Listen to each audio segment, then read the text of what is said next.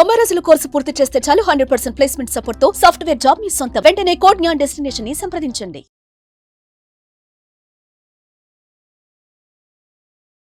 నమస్తే ఉమా గారు. నమస్తే అమ్మా. జ్యేష్ఠ నక్షత్రం వారికి మనం కనుక చూసుకుంటే ఏ విధంగా ఉండే అవకాశం ఉంటుంది అంటారు?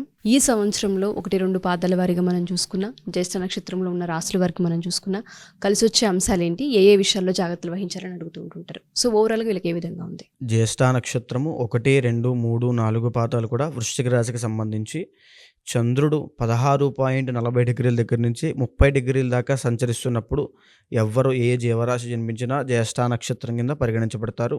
అయితే ఒకవేళ మాకు జన్మ నక్షత్రం జ్యేష్ఠ కాదని తెలుసుకోవాలి అనుకుంటే మీకు డేట్ ఆఫ్ బర్త్ లేకపోతే కనుక పేరు బలం బట్టి నో, యా, ఈ, యు అనేటువంటి అక్షరాల మీద కనుక పేరు ప్రారంభం అయితే మీరు జ్యేష్ఠ నక్షత్రము వృశ్చిక రాశి తప్పకుండా. అయితే ఈ యొక్క జ్యేష్ఠ నక్షత్రం వాళ్ళు బుధుడి యొక్క నక్షత్రం అండి. చాలా క్యాలిక్యులేటివ్ పర్సన్స్ ఉంటారు. అంటే మంచి అకౌంటెంట్స్ని మనం దీంట్లో వీళ్ళల్లో చూడొచ్చు, మ్యాథమెటిషియన్స్ని వీళ్ళలో చూడొచ్చు.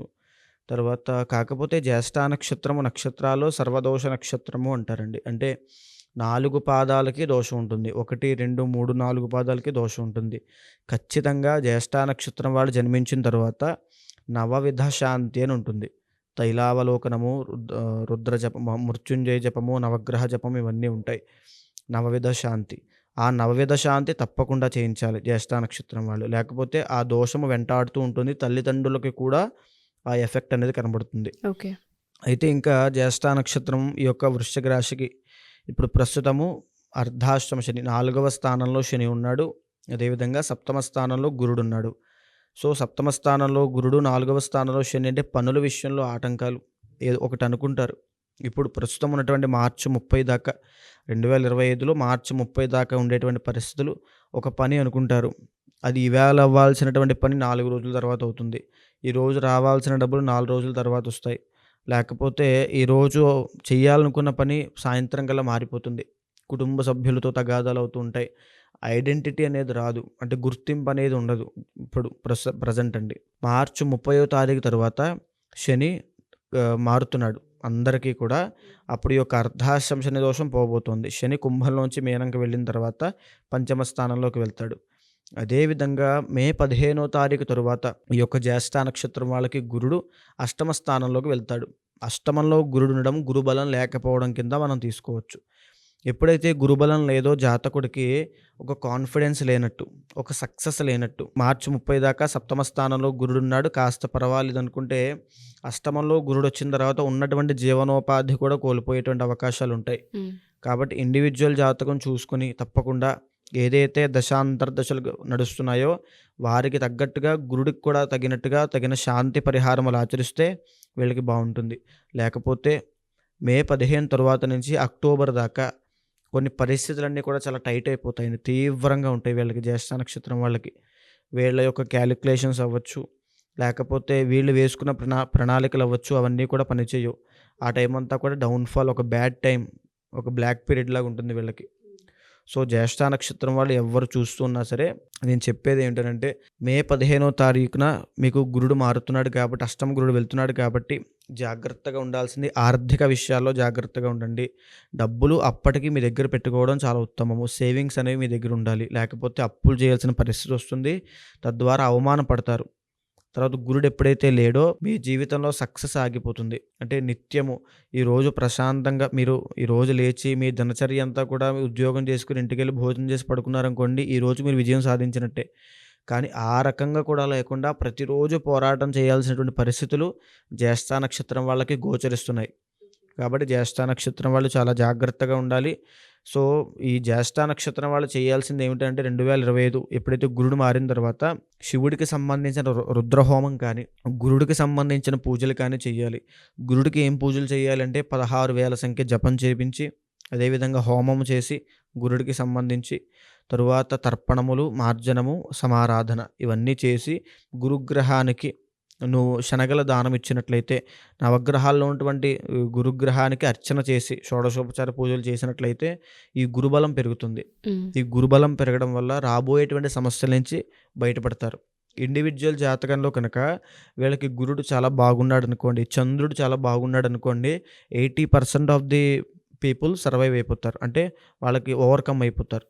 ఒకవేళ ఇండివిజువల్ జాతకంలో కూడా కాస్త దోషాలు ఉండే ఏమైనా ఇబ్బందులు ఉంటే కనుక 2025లో మే 15 తర్వాత అక్టోబర్ దాకా కంప్లీట్గా ఒక గుర్తుండిపోయే బ్యాడ్ పీరియడ్ అయిపోతుంది. వీళ్ళ చుట్టూ ఏమి ఉండదు, పని ఉండదు, చేయడానికి డబ్బులు ఉండవు, సో సక్సెస్ రాదు, గుర్తింపు, అందరూ అవమానించడం, చాలా ఇబ్బందులు పడతారు వీళ్ళ అష్టమ గురుడు అంటే. సో వీళ్ళ మీద వీళ్ళకి విరక్తి వచ్చేటువంటి స్థాయికి రాబోతున్నారు. సో ఈ జ్యేష్ఠ నక్షత్రం వాళ్ళకి ఉన్నటువంటిది నక్షత్ర రీత్యా ఏమిటంటే, ఎవరైనా సరే వ్యసనములు, దుస్సాంగత్యము, చెడు సహవాస దోషము ఇలాంటివి కనుక ఇండివిజువల్ జాతకంలో ఉంటే కంప్లీట్గా పతనం అయిపోతారు.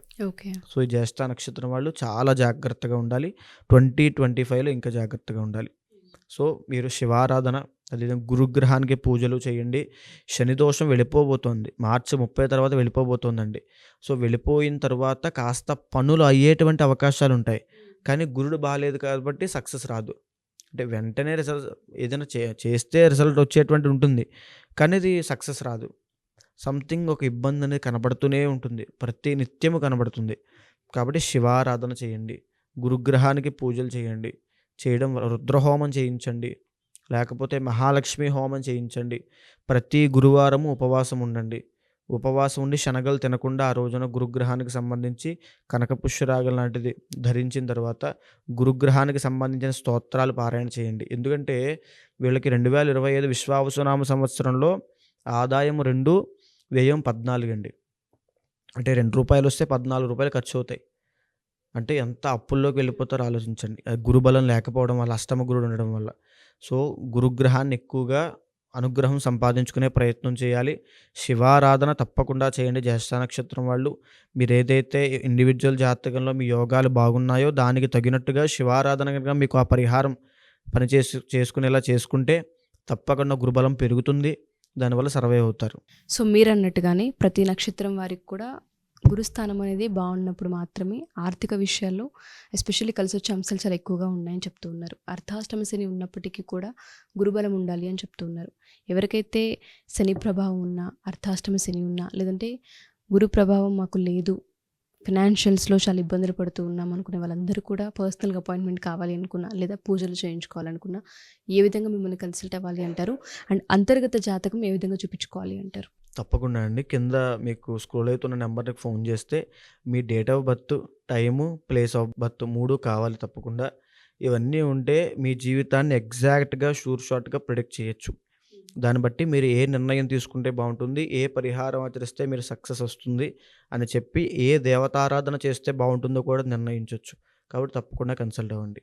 ఓకే. సో ఎవరైనా సరే మా ఈ వీడియోస్ కనుక చూస్తూ ఉంటే అంతర్గత జాతకం బట్టే మిగతాదంతా డిపెండ్ అయి ఉంటుంది. కాబట్టి ఈ నక్షత్రాల వాళ్ళు ఎవరైనా సరే ఒకసారి అంతర్గత జాతకం చూపించుకోవాలి అనుకున్నా, లేదా పూజలు చేయించుకోవాలి అనుకున్నా కింద స్క్రోల్ అవుతున్న కాంటాక్ట్ నెంబర్ని కాంటాక్ట్ చేయొచ్చు. థ్యాంక్ యూ అండి. Thank you so much. నమస్తే అమ్మా.